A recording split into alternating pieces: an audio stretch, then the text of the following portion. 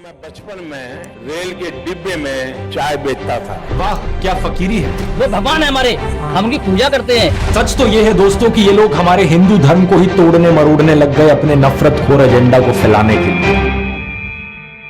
नमस्कार दोस्तों, जर्नलिस्ट अनिल यादव एक बीजेपी वर्कर मंगल वाजपेयी से बात कर रहे थे कानपुर में। मंगल एक लोडर का काम करते हैं, यानी गाड़ियों में सामान चढ़ाने का काम करते हैं। क्या बताएं? योगी साहब, मेरा मंगल वाजपेयी है, यहाँ लोडर का काम करवाते हैं। साथ ही साथ ये बीजेपी एमएलए महेश त्रिवेदी के लिए वॉलंटियर भी करते हैं। ये उम्मीद जता रहे थे कि बीजेपी इस बार 400 पार करेगी। चुनाव में किसका माहौल है?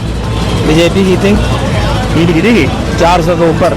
लेकिन जैसे जैसे बात आगे बढ़ती है, मंगल अपनी परेशानियों के बारे में बताते हैं। वो बताते हैं कि उनके पास बिजली नहीं है, सीवर की व्यवस्था नहीं है। हमारे पास बिजली नहीं है घर में, हमारे पास लैट्रिन घर में नहीं है, हमारे पास सीवर व्यवस्था नहीं है। उन्होंने बीजेपी एमएलए महेश त्रिवेदी को कई बार कहा, हमने महेश त्रिवेदी से भी कई बार कहा कि 20 फुट पाइप पड़ना है, तो अगर पड़ जाए तो हमारे घर की सीवर व्यवस्था बन जाए।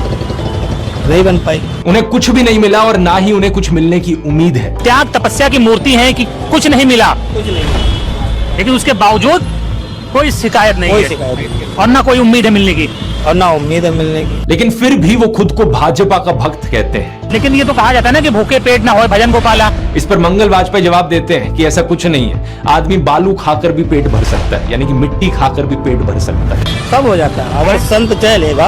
अगर संत चाह लेगा तो सब हो जाता है। बालू खा के पेट भर लेता हूँ। इन्हें कोई शिकायत नहीं है। प्रधानमंत्री मोदी को एक परमात्मा मानते हैं, उनकी पूजा करते हैं। ऐसा कैसे हो सकता है कि एक पॉलिटिशियन को लेकर लोग इतने अंधे हो गए हैं? और ये इकलौते नहीं है, मैंने पिछले वीडियो में आपको उसके कई और उदाहरण दिए थे। बीजेपी के टिकट पर तो कुत्ता भी खड़ा हो जाए हम जिता देंगे। ये सच है, अगर कुत्ता भी आएगा उसको भी जिताएंगे। ये तो फिर अंधविश्वास नहीं, भक्त हैं, अंधविश्वास नहीं है, हम भक्त हैं। महंगाई मेरे हिसाब से कोई ज्यादा नहीं हुई।